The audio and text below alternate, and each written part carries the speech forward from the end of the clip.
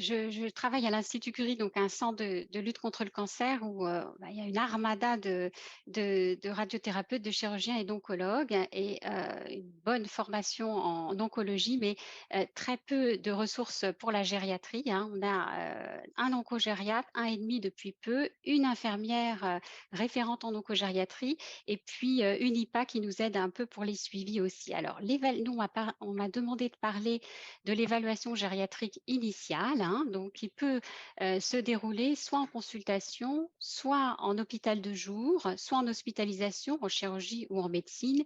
Et en situation particulière comme l'épidémie de Covid, on a même été réaliser des évaluations par téléphone.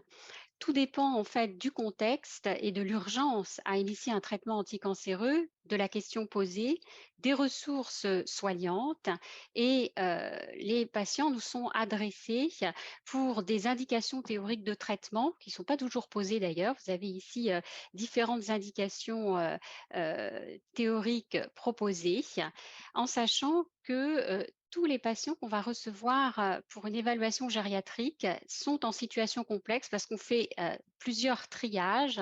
Il y a tellement de patients, tous les oncologues reçoivent des patients âgés, de plus en plus âgés, hein. On a des non-agénaires, nous, en évaluation tous les jours, ce qui n'était absolument pas le cas il y a 10 ans. Et ils ont tous en plus d'un ou deux cancers, d'autres problématiques, hein, des questions éthiques, des questions de tumeurs négligées avec des plaies tumorales complexes, des troubles du comportement ou des situations de dépendance majeure, des capacités décisionnelles limitées, des patients en situation d'incompréhension, alors c'est le patient ou c'est la famille, et puis des conflits familiaux parfois, des situations de grand isolement ou des aidants épuisés. Et puis parfois, ils cumulent plusieurs de ces problématiques. Alors, on est tous d'accord sur l'ensemble des domaines que l'on va aborder au cours de l'évaluation gériatrique, hein, avec une approche multidisciplinaire, parfois interdisciplinaire, et en approche, bien sûr, nous, ce qu'on vise en fait à évaluer, c'est tout d'abord le fonctionnement de la personne déjà au quotidien, essayer de savoir ce qu'elle a compris, ce qu'elle a entendu, ce qu'elle souhaite pas et pourquoi elle souhaite pas parce que ça va très, très vite, hein. La temporalité, en CLCC, c'est extrêmement rapide pour des patients âgés, qui ont du mal, en fait, à suivre et donc on va reformuler, beaucoup de choses avec eux et aborder, bien sûr, la qualité de vie qui dépend de toutes, ces dimensions. Alors, on a, tous à notre disposition des échelles, des tests, pour évaluer ces domaines. Alors, on va les utiliser ou pas en fonction aussi de l'espace dont on dispose, du temps dont on dispose, de la question posée, aussi des caractéristiques du patient en face de nous qui peut être plus ou moins stressé.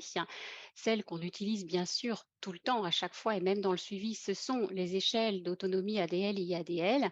Mais on va de toute façon, même si on n'utilise pas ces échelles, aborder tous ces domaines en regardant, en écoutant le patient et à travers un examen clinique complet, fouillé, parce qu'on va découvrir aussi pas mal de surprises. Et j'en profite pour revenir sur l'importance de considérer le contexte dans lequel on fait passer les échelles, les tests, et comment on les interprète pour éviter de systématiser les patients. Ça, c'était une dame de 81 ans qui nous était adressée avant une chirurgie d'un cancer de l'utérus. Cette dame était autonome à domicile, vivait seule, faisait absolument tout, conduisait avec des médicaments, elle gérait tout ça très bien et vous voyez, son horloge qu'elle nous a dessinée, qui franchement pose question avec de la persévération. Oui, on voit bien 14h10, mais on peut se dire, qu'il peut y avoir des petits soucis d'organisation, s'il y a des nouveautés dans les ordonnances et cetera. En tout cas, il faut éviter de, diagnostiquer des patients déments pour éviter les copier-coller ensuite dans les dossiers. Cette dame, par exemple, elle était tellement stressée, tellement dans l'angoisse de l'annonce qui avait été récente et puis de la chirurgie qui allait venir, qu'elle perdait complètement ses moyens avec des difficultés attentionnelles et de concentration importantes. 2 mois plus tard, on la revoit Alors le suivi, hein, ça est au cas par cas, ça dépend. On les revoit surtout si, on va réaliser des traitements adjuvants complémentaires. Mais cette dame, se rappelait qu'elle avait fait un dessin de l'horloge. Elle nous dit: «Ah bah, vous allez me refaire faire une horloge». Alors on ne contrarie pas les patients, hein. Elle nous a fait une horloge, vous voyez qu'elle ressemble un peu plus à quelque chose et qu'elle est beaucoup plus organisée. Donc méfiance, méfiance parce que au delà des tests, au-delà des échelles, bah, ce qui importe finalement, c'est, la sémiologie, c'est l'examen clinique, c'est l'expérience et surtout, c'est nos capacités, nous, les médecins, à faire la synthèse de toutes les informations qu'on va recueillir, lors d'une évaluation gériatrique, approfondie.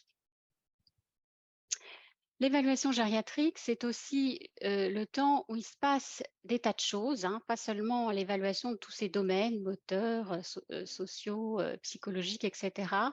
Mais c'est aussi un temps où on va faire des annonces de maladies.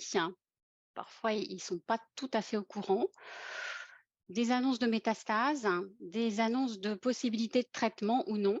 On va aussi les orienter. On va réexpliquer, reformuler.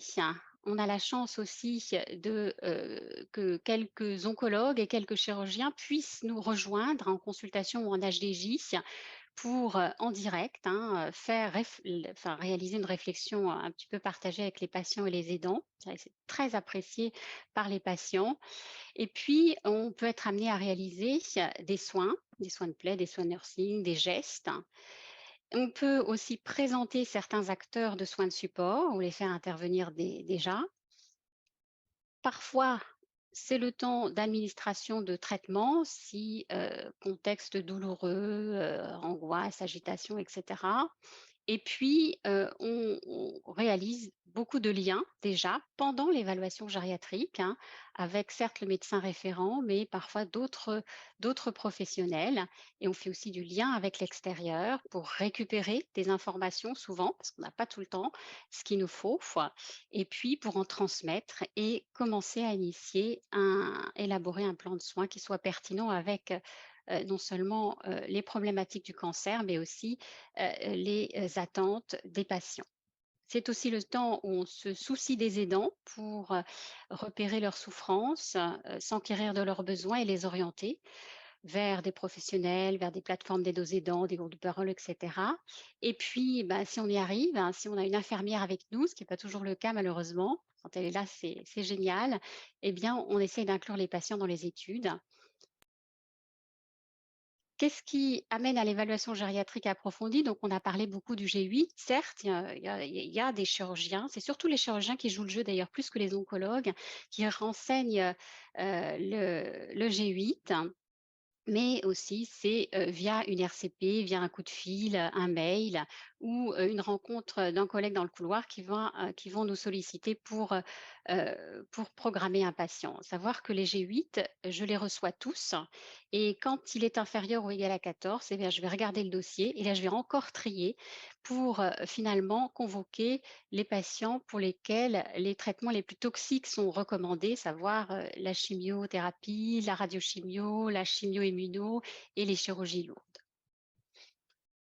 Tout ça va amener à une réflexion partagée et à éclairer la décision de traitement anticancéreux et puis surtout proposer et déclencher, voire coordonner des interventions gériatriques avec toujours les objectifs de maintenir le fonctionnement du patient, préserver sa qualité de vie et puis essayer d'assurer, à partir du moment où on a décidé d'un traitement, hein, tous ensemble, eh bien, d'assurer le bon déroulement des traitements et puis ensuite d'organiser aussi le suivi, hein. Comme je vous ai dit, c'est au cas par cas, ça dépend aussi de la personne, ça dépend déjà de son entourage, s'il y a un médecin traitant, s'il n'y en a pas, etc. Et on fait du suivi alterné beaucoup avec les oncologues ou du suivi conjoint hein, s'ils sont vraiment très fragiles parce qu'on a un peu plus d'espace et un peu plus de temps pour réaliser ça.